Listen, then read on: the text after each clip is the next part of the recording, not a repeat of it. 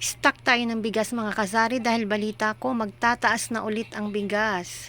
Hindi ko talaga gawain mag-stock ng bigas dahil napakamahal nga po ng bawat sako ng bigas. Pero dahil maya ang taas ng bigas, ay nag-stock tayo ng bigas. Yan. Meron na tayong pambenta ng 1 linggo. Ang halaga ng bigas na aking pinadeliver ay 5,232. Kasama na doon yung tracking na 52 pesos. Ang bayad sa tracking, isang 25 kilos ay 13 pesos. Kaya ang aking binayad sa tracking ay 52 pesos. Bumaba pa pala ng 25 pesos per 25 kilos. 25 pesos ang ibinaba niya. Kasi nung last week, ang aking order sa kanila ay 1,320. Ngayon, ay 1,295 ang isang 25 kilos. Mga kasari. Bumaba siya ng 25 pesos per sacks.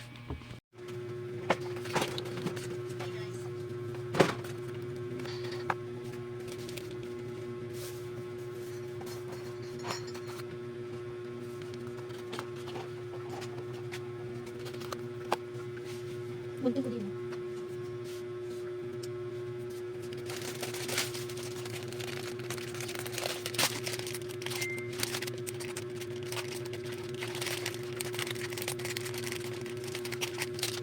Ano yun? Ganda.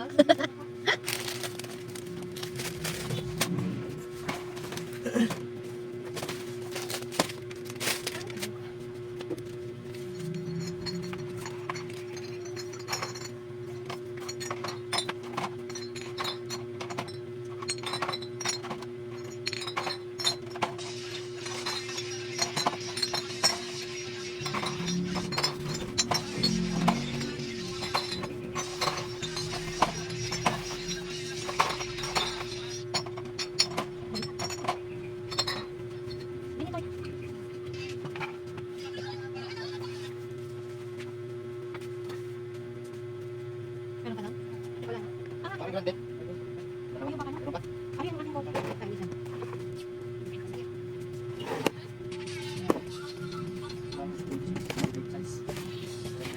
Yan to. Kuha. Isa pa. Bote na lang ako. Kulang ako. Ha? Bote lang. Magkano lang? Ang laki mga kasari. 9,026 plus 5 pesos na deposit sa isang bote ng beer. Easy.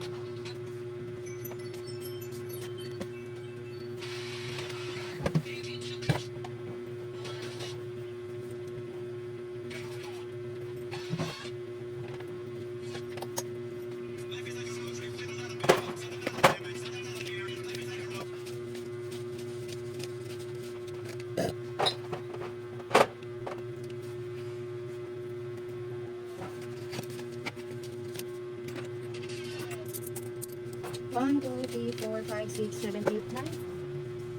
Plus 5 pesos na deposit. 9,031. 1, 2, 3, 9, 39.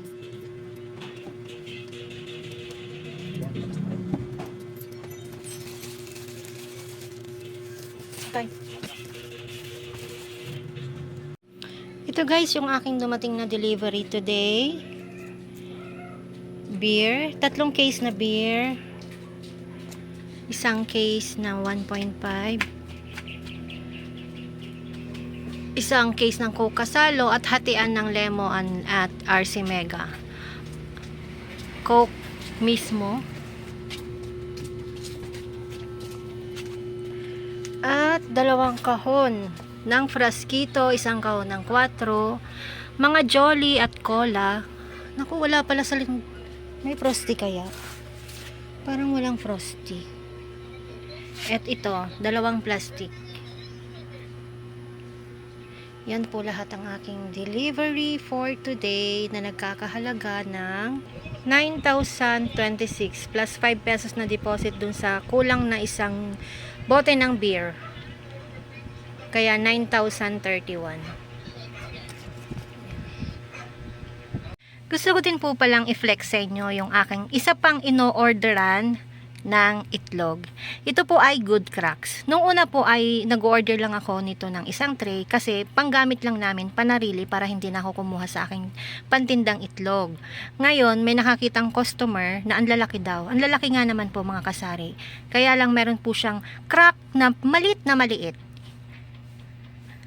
Ay di binagbigyan ko hanggang sa natutunan na nilang bumili kasi 8 pesos din lang po ang ganitong itlog. Yan, ang lalaki po mga kasari. Good Cracks po siya. Minsan dumi lamang, akala nung siguro ay may crack kaya napapasama dito. Ito'y kagabi lang po din nating pero ito na po kaagad ang nabawas. Ito'y hanapin po ngayon dito sa akin. Kaya lang tinatanong ko kung ang paggagamitan nila ay panglabon o pamprito. Pag pamprito, ito ang aking ibinibigay para i-dispose ko kaagad kasi hindi po siya pwedeng magtagal kasi nga meron po siyang crack na maliit lamang po. So isa po yan sa aking pang-akit, sa aking mga tumer kasi meron akong tindang malalaking Good Cracks. 8 pesos din po lang ito. Ang isang tray po nito ay 180. Hello mga kasari, magandang hapon na. Kaninang umaga ay napakaganda ng panahon at ang init-init. Kaninang tanghali biglang bumuhos ang malakas ng ulan, may kasama pang kalugkog.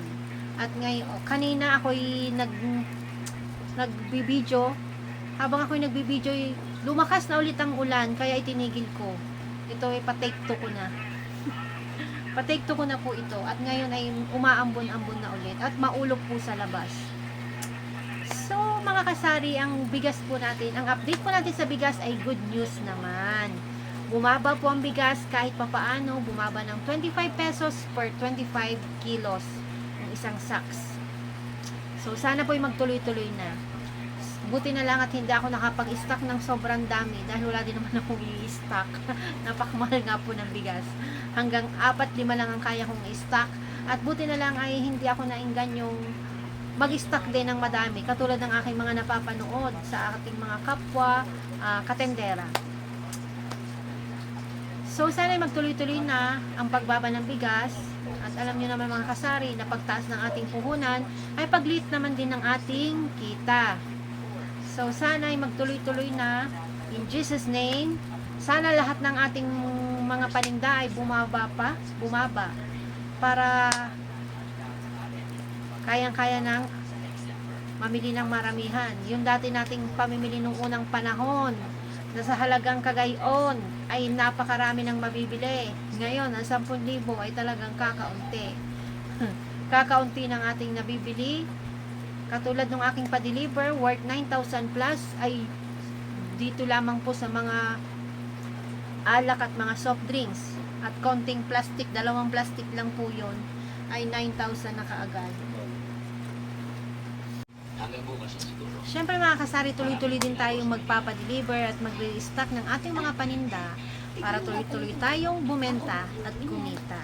Tuloy-tuloy ang rolling ng ating mga paninda. Hindi ako magsasawang kahit na paulit-ulit na re-order, pa-deliver, pamimili, hindi ako nagsasawa at bagkus ako ay masaya pagkagayon ang nangyayari kasi ibig sabihin nun tayo ay bumebenta, tayo ay nabibilhan. Kaya tuloy-tuloy lang ating pagre-restock ng ating mga paninda mga kasari. So hanggang dito na lang po mga kasari.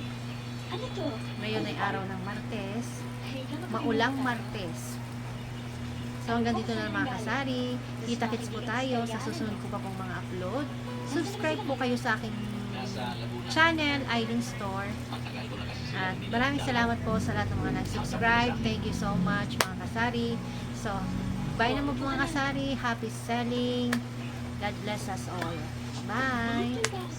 Kahit anong klaseng tao,